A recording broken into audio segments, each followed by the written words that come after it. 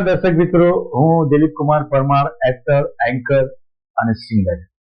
ફરી એકવાર ગુજરાતી સાહિત્યની વાત કરવા, ગુજરાતી ચલચિત્રની વાત કરવા સિને સરિતાના માધ્યમથી હું તમારી સમક્ષ ઉપસ્થિત થયો છું. ગુજરાતી ચલચિત્રની વાત કરીએ, ગુજરાતી સાહિત્યની વાત કરીએ તો એવા અઢળક આપણા સાહિત્યકારો છે, જેવા કે કરચન મેઘાણી, નાલાલ પટેલ, ભાઈ પંચોલી, આચાર્ય. અનેક સાહિત્યકારોના વિચારોથી, એમના લેખનના સંગ્રહમાંથી અત્યાર સુધીમાં અવનવી ગુજરાતી ચલચિત્રનું નિર્માણ થયું.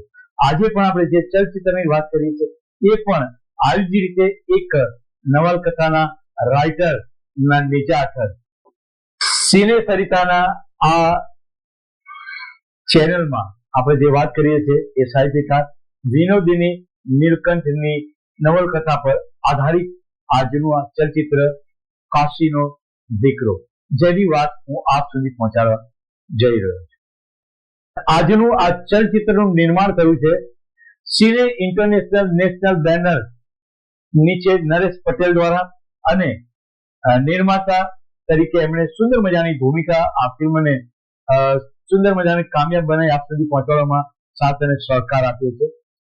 સાથે આ ચલચિત્રમાં રુચિ પટેલ, રમેશ પારેખ, જોશી, માધવ રામાનુજ રચિત ગીતો, સંગીતકાર દિવેટિયા મજાના સંગીતમાં સજાવ્યું છે જેમણે આજના ચલચિત્રના ગીતોને.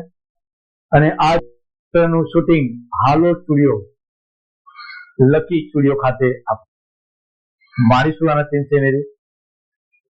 સુંદર મજાની આ વાર્તાની શરૂઆત થઈ હતી. કાશીનો દીકરો, એક નાનકડું ગામમાં એક વૃદ્ધ, મારે એને 2 દીકરા અને વહુ. મોટો દીકરો પરણેલો, જેની પત્ની, આ બંને ભેગા થઈને ચલાવે, ઘરનું ગુજરાન ચલાવે. નાનો દીકરો એ ઘરડીમાંનો, બહુ જણાનો, એટલે કશું જ કરતો નહીં. પરંતુ કે છે ને કે સમય જતા જતા જતા ઉંમરની સાથે તણાવ પર જાય, વૃદ્ધતા, એક નબળાઈ અનુભવાય.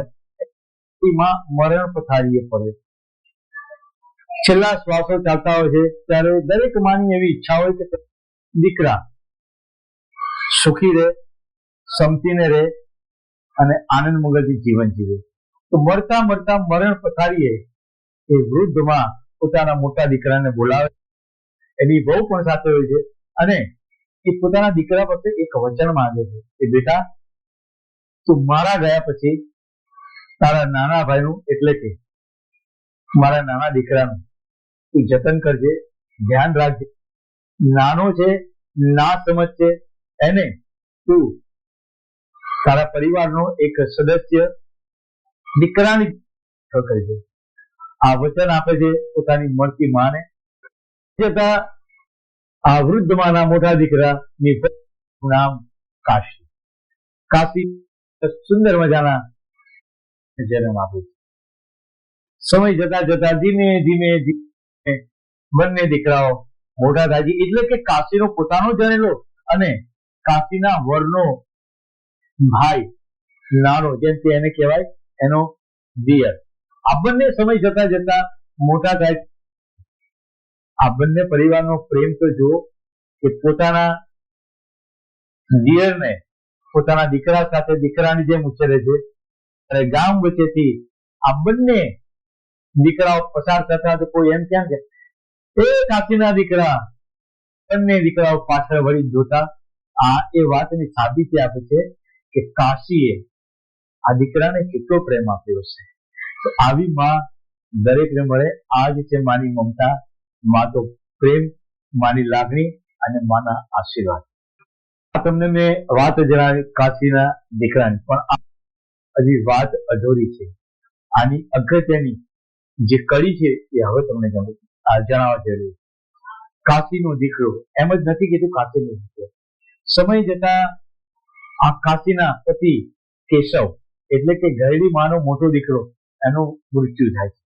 મૃત્યુ બાદ સમાજના લોકો હંમેશા એક વિધવા સ્ત્રીને અવનવા વેણા ટોણા મારતા હોય, આ કાશીને બીજા લગ્ન કરવા માટે બહુ જ શું કહેવાય કે પ્રોત્સાહિત કરવા માટે બીજા લગ્ન કર, પણ એક વફાદાર સ્ત્રી પોતાના સ્ત્રીના પ્રેમને વળગી રહે છે. એક માની માવજત અને માની જવાબદારીને બહુ જ સારી રીતે જાણે છે, એટલે બીજા લગ્ન નથી કરતી. અને આ બંને દીકરાને એટલે કે પોતાના પેટે જણેલો કાશીનો દીકરો અને એના દિયરને લાડકોડથી ઉછેરે છે. આ જ સુંદર મજાની વાર્તાનો અંત છે. આ ફિલ્મમાં ઘણા બધા કલાકારો, સંગીતકાર પોતાનો અમૂલ્ય ફાળો આપ્યો છે, જેની આપણે વાત કરીશું. તો આપણે આ ચલચિત્રની ભૂમિકાની પર નજર કરીએ. સૌની ભૂમિકામાં સુંદર મજાની કાશીની ભૂમિકામાં રાગિણી, રીટા ભાદુરી, ગિરીશ દેસાઈ, ખરસાણી, નીલા જરીવાલા, સરલા જોશી, અરવિંદ વૈદ, ઘણા કલાકારોએ આ સુંદર મજાની વિજેતા, એવોર્ડ વિજેતા ફિલ્મમાં પોતાનો અભિનય પાથર્યો અને સાચા અર્થમાં એવોર્ડ પોતાના નામ કર્યો છે. સુંદર મજાની આ કાશીના દીકરાની વાત. કાંતિ મળ્યા.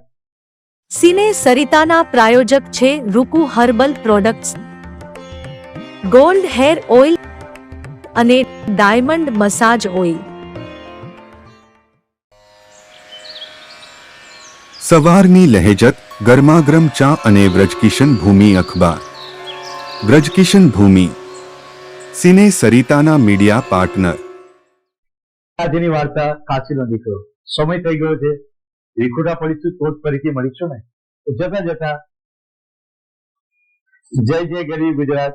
આ છે ગુજરાતી ચલચિત્રનો ઇતિહાસ.